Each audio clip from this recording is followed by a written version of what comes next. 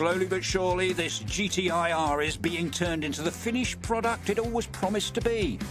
That is, as long as Tim can find it an exhaust. But with fewer than 20 of these cars left on the road, this isn't going to be something the local parts store have out the back. I think I've come to the right place. So he's had to make a special journey to the experts at BM Catalysts. They've been cranking out aftermarket pipe work for over half a century. So if they can't help, no one can. The scale of this place is ridiculous.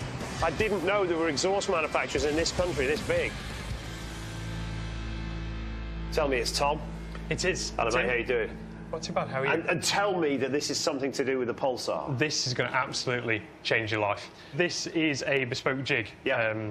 We make these for these specific cars when there's no real patent to go off. But because these cars are quite rare, parts are quite rare, we have to quite literally make the glove to fit the hand. So this thing here contains all the information, all the datum points we need to make one.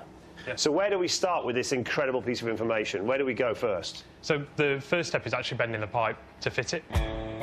To create the exhaust from scratch, the team feed the measurements from the jig into a robotic Mandrel bender, an incredible bit of kit that twists and turns the steel pipe to within a degree of accuracy.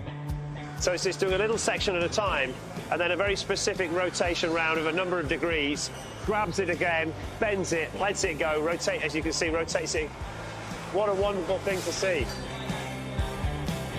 And whilst that's happening, Tom and Tim can get on with building up the all-important catalytic converter.